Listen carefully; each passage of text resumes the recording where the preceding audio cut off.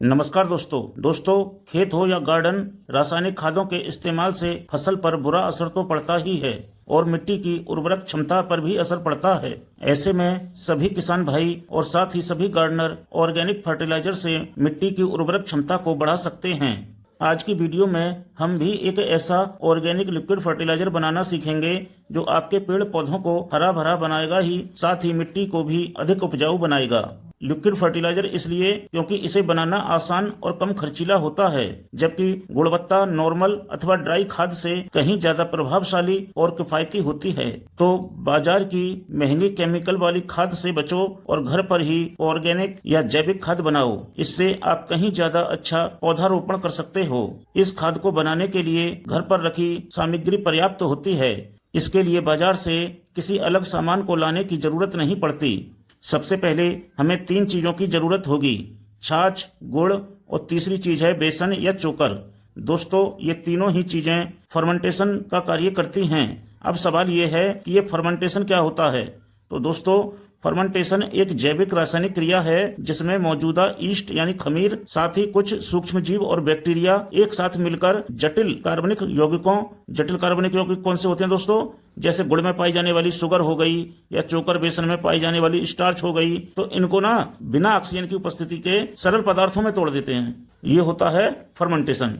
तो खाद बनाने के लिए जो सबसे जरूरी एक और चीज होती है वो होती है डिकम्पोजिशन यानी विघटन। तभी तो हमारा खाद बनेगा। यानी जिन भी चीजों को हम खाद बनाना चाहते हैं वो डिकम्पोज होंगी, तभी तो खाद बनेगा। अब वैसे तो डिकम्पोजिशन एक प्राकृतिक क्रिया है, लेकिन ये बहुत धीमी गति से होती है। जैसे आपके पास गोबर और किचन वेस्ट पदार्थ हैं तो उन्हें नेचुरल तरीके से डिकम्पोज होने में कम से कम 3 से 4 महीने का समय लगता है। लेकिन हमें इन सभी पदार्थों को जल्दी डिकम्पोज करना है तो हमें सूक्ष्म जीव और बैक्टीरिया आदि की जरूरत होती है, तभी डिकम्पोजिशन की क्रिया फास्ट होगी। जितने ज्यादा सूक्ष्म जीव और बैक्टीरिया होंगे उतनी ही फास्ट ये डिकम्पोजिशन होगा। तो इतनी बड़ी मात्रा में सूक्ष्म जीव और बैक्टीरिया कहाँ से आएंगे? तो इसी को उत्पन्न करने के लिए हमें गुड़, चोकर और छाछ की जरूरत होती है। इससे अधिक मात्रा में सूक्ष्म जीवों का निर्माण होता है और हमारी खाद को ज्यादा जल्दी डिकम्पोज कर देते हैं। फिर ये तो खाद बनाने के लिए हमें 2 प्रकार के पदार्थों की जरूरत होती है। पहला कार्बनिक और दूसरा नाइट्रोजन युक्त। यानी जिस चीज की हम खाद बनानी है, हमें मान लो जैसे हमें पत्तों की खाद बनानी है यानी लीफ कंपोस्ट बनाना है, तो यहाँ पर लीफ क्या होगी? कार्बनिक पदार्थ। इसी प्रकार हमें गोबर की खाद बनानी है तो गोबर क्या हुआ? कार्बनिक पदार्थ। तो ये तो हो गए कार्बनिक पदार्थ। यानी जिस चीज की हमें खाद बनानी होती है वो क्या कहलाता है? कार्बनिक पदार्थ। दूसरा नाइट्रोजन युक्त पदार्थ। तो नाइट्रोजन युक्त कौन से होते हैं? जो किचन वेस्ट पदार्थ होते हैं, जैसे सड़े गले फल ले लिए, किचन से निकली हुई छिलके वगैरह ले लिए, सब्जियों की कटिंग ले ली, ये सब क्या कहलाएंगे? नाइट्रोजन युक्त पदार्थ। तो इन दोनों प्रकार के पदार्थों को मिलाकर जो है एक हम बहुत ही शक्तिशाली खाद बना सकते हैं। तो चलिए इसे हम बनाते हैं। दोस्तों, लिक्विड फर्टिलाइजर बनाने के लिए सबसे पहले हम क्या करेंगे कि गोबर लेंगे। तो ये गोबर ले लिया है हमने और ये गोबर है 2 किलो और 10 लीटर हम लिक्विड खाद बनाएंगे। यानी जितने लीटर हमें खाद बनानी है उसका 20% हमें गोबर चाहिए होता है। जैसे 100 लीटर अगर खाद बनानी है हमें तो 20 किलो गोबर चाहिए। 200 लीटर खाद बनानी है तो 40 किलो गोबर होना चाहिए। इसी तरह मैं 10 लीटर खाद बना रहा हूँ तो 10 का 20% 2 हो गया, तो यहाँ मैंने 2 किलो गोबर लिया है। अब हमें गोबर के फर्मेंटेशन के लिए कुछ चीज़ों की ज़रूरत होगी, जिसमें से पहला है ये छाछ। दोस्तों, फ्रिज का ठंडा छाछ नहीं होना चाहिए बल्कि खट्टा छाछ होना चाहिए एकदम। अगर आपके पास दही है पहले से फ्रिज में रखा हुआ तो आपको प्रयोग करने से 5-6 दिन पहले निकाल कर बाहर रख देना है और उसको मथ के उसका छाछ बना लें। ध्यान रखें दोस्तों, यहाँ आप सिर्फ छाछ अथवा मट्ठा का ही प्रयोग करें, ना कि दही का। दही का प्रयोग नहीं कर सकते क्योंकि दही में चिकनाई होती है और खाद बनाने की प्रक्रिया में किसी भी प्रकार की तेल या चिकनाई वर्जित होती है। इसके अलावा अन्य कोई डेयरी प्रोडक्ट हो, कुकिंग ऑयल, चीज, मांस, पेट्रोलियम पदार्थ किसी भी प्रकार का, प्लास्टिक, लकड़ी की राख, सिंथेटिक फाइबर, दूध, पनीर, मूंगफली के दाने हो या तेल हो या पीनट बटर हो, और किसी भी प्रकार की हड्डी या चर्बी डालना पूरी तरह वर्जित है। वरना आपकी खाद बनाने की प्रक्रिया प्रभावित हो सकती है और खाद आपकी खराब हो जाएगी। दोस्तों, खट्टा छाछ हमें कम से कम 2% यानी 200 ml लेना है, 200 ग्राम मान लीजिए। छाछ के बाद हमें दूसरी चीज़ चाहिए गुड़। और दोस्तों, 10 किलो खाद के लिए हमें गुड़ भी 200 ग्राम ही लेना है। अब तक हमने 200 ग्राम छाछ ले लिया है और 200 ग्राम गुड़ ले लिया है। तो गुड़ को पानी में घोल लें और घोल को गोबर में डाल दें। आप चाहें तो गुड़ को बारीक करके भी मिला सकते हैं, लेकिन पानी में मिलाकर प्रयोग करना ज़्यादा अच्छा रहता है। ये मैंने गुड़ को मिक्स कर लिया है। और अब हमको फर्मेंटेशन क्रिया की तीसरी चीज़ चाहिए बेसन। बेसन ना हो तो गेहूं का चोकर ले सकते हैं, जिसे भूसी भी कहते हैं, इसे भी ले सकते हैं। इसका काम स्टार्च की पूर्ति करना है। आप कंफ्यूज ना हो, आप दोनों में से कोई भी चीज़ ले सकते हैं, चाहे बेसन हो या चोकर हो, इनमें से कुछ भी ले लें, एक ही बात है। आप चाहें तो पके हुए चावल भी ले सकते हैं दोस्तों, वो भी एक ही बात होगी, क्योंकि यह उद्देश्य है हमारा बैक्टीरिया उत्पन्न करना और स्टार्च की पूर्ति करना। महत्व नहीं रखता है कि आप क्या ले रहे हैं। तो यहाँ मैंने गेहूं का चोकर ले लिया है और हमें ये भी 2% यानी 200 ग्राम लेना है। अब इन सभी जो चार चीज़ कौन कौन सी? सबसे पहले गोबर लिया हमने, उसके बाद में छाछ लिया, फिर गुड़ लिया, उसके बाद में चोकर लिया। तो इन सभी चारों चीज़ों को अच्छे से मिक्स कर लेंगे।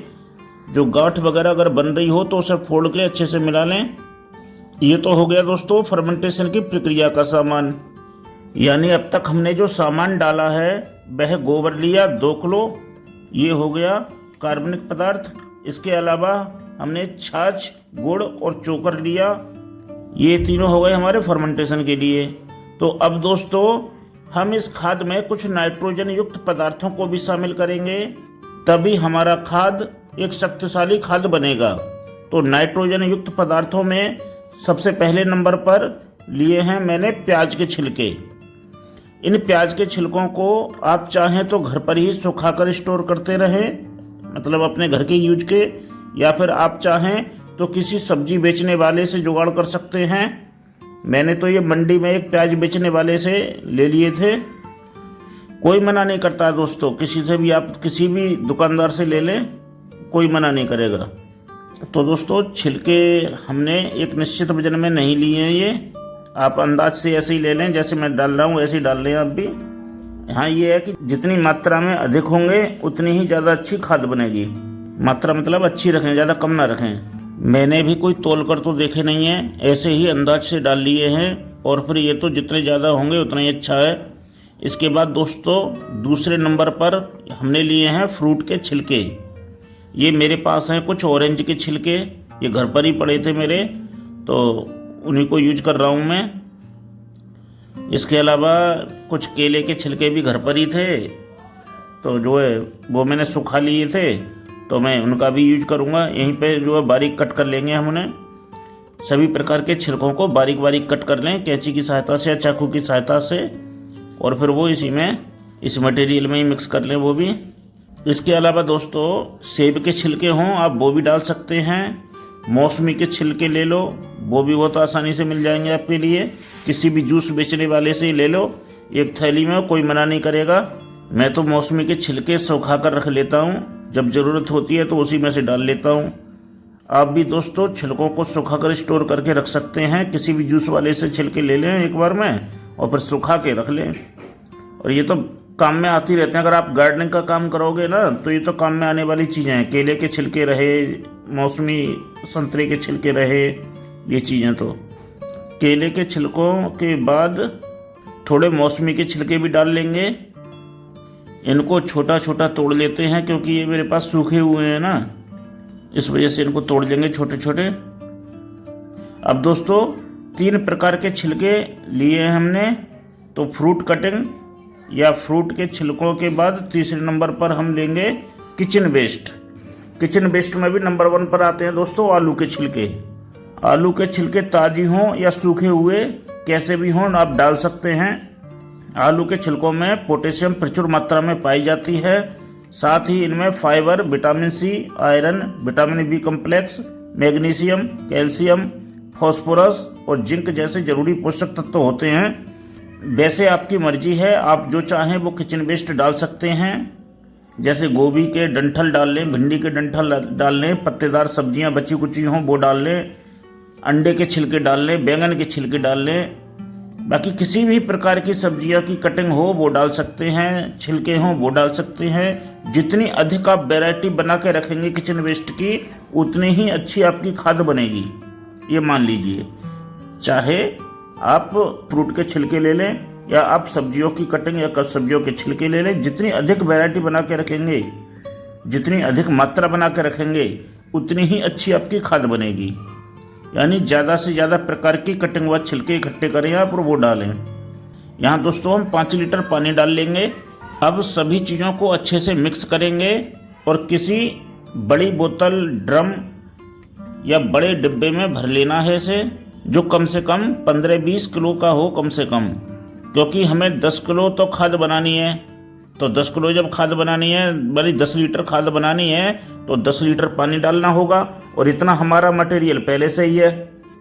अब इसमें 10 लीटर पानी और डालेगा तब जो कितना मटेरियल हो जाएगा, तो इसे स्टोर करने के लिए कम से कम 15-20 लीटर का तो होना ही चाहिए ना। डिब्बा हो या बाल्टी हो या कुछ भी हो, बर्तन आपका कम से कम इतना तो होना ही चाहिए, वरना आप उसे चला नहीं पाएंगे, क्योंकि चलाना पड़ता है पर डे। यानी हमें 10 किलो खाद बनानी है तो 10 लीटर पानी डालना होगा। तो आप इस हिसाब से बर्तन देख लें जिसमें 10 लीटर पानी के साथ हमारा ये पूरा मटेरियल अच्छे से आ जाए। आपके पास अगर इस प्रकार की बाल्टी हो तो ये सबसे अच्छी रहेगी, लेकिन इसका ढक्कन होना बहुत ज़रूरी है। अभी मेरे पास दोस्तों ये 15 किलो का डिब्बा है, तो इसी में मैं स्टोर करूँगा। तो चलिए इसे डिब्बे में पलट लेते हैं। इसमें दोस्तों लगभग 5 लीटर पानी हमने पहले डाल लिया था और 5 लीटर पानी अब डाल रहे हैं, यानी टोटल हमें 10 लीटर पानी करना है। दोस्तों ये हमारी लिक्विड खाद 20 दिन में पूरी तरह बनकर तैयार हो जाती है, लेकिन इसे आपको किसी चीज़ की सहायता से प्रतिदिन चलाना है, मतलब हिलाना है या मिलाना है। डेली एक डंडे से मिलाते रहें, दिन में एक बार हिला दें कोई किसी भी टाइम, और 20 दिन तक ऐसा करते रहें। 20 दिन बाद ये लिक्विड खाद आपको किसी कपड़े की सहायता से छान लेनी है। 20 दिन बाद ये लिक्विड खाद जो है तैयार हो जाएगी और किसी कपड़े की सहायता से इसे छान लें। ये आपके उपयोग के लिए फिर तैयार है। दोस्तों कपड़े से छानने के बाद लिक्विड को तो बोतलों में भर कर रख लें, बाकी खाद को सुखा लें और ड्राई खाद के रूप में प्रयोग कर सकते हैं। प्रयोग करने का तरीका: 1 लीटर सामान्य पानी में 50 से 100 ml लिक्विड फर्टिलाइजर डाल सकते हैं। यानी 1 लीटर पानी ले लिया और 1 लीटर पानी में 50 ml या 100 ml ये वाली लिक्विड खाद जो है डाल सकते हैं। और फिर आप चाहें तो पौधों पर स्प्रे करें या आप गमलों की मिट्टी में डालें। ये खाद इतना पावरफुल है कि डालने के दूसरे दिन से ही पौधों में आपको फर्क दिख जाएगा। और एक बात और दोस्तों, ये खाद पौधों का विकास तो करेगी, पौधों की ग्रोथ तो करती है ही, साथ ही पौधों पर किसी भी प्रकार की फंगस नहीं लगने देगी। और किसी भी प्रकार के जो कीड़े मकोड़े होते हैं ना, वो कीड़े मकोड़े एक भी नहीं रुकेगा यहाँ पे पास में। उसकी वजह पता है क्या है? उसकी वजह ये है कि इसमें हमने जो चोकर डाला है, तो चोकर में होता है स्टार्च। दूसरी चीज़ हमने गुड़ डाला था, गुड़ में होती है शुगर। तो अब तक 20 दिनों में पता क्या हो चुका है कि स्टार्च और शुगर अब तक एल्कोहल बन चुकी हैं, वो कन्वर्ट हो गए। और जब एल्कोहल बन चुकी हैं फर्मेंटेशन के बाद में, तो एल्कोहल बहुत बढ़िया काम करती है फिर कीटनाशक के रूप में। तो उम्मीद है दोस्तों आपको ये आज का वीडियो अच्छा लगा होगा। अगर अच्छा लगा हो तो वीडियो को लाइक कर दें, चैनल पर नए हो तो चैनल को सब्सक्राइब कर लें, और जल्द मिलेंगे फिर से नई वीडियो में। तब तक के लिए नमस्कार, जय श्री राम।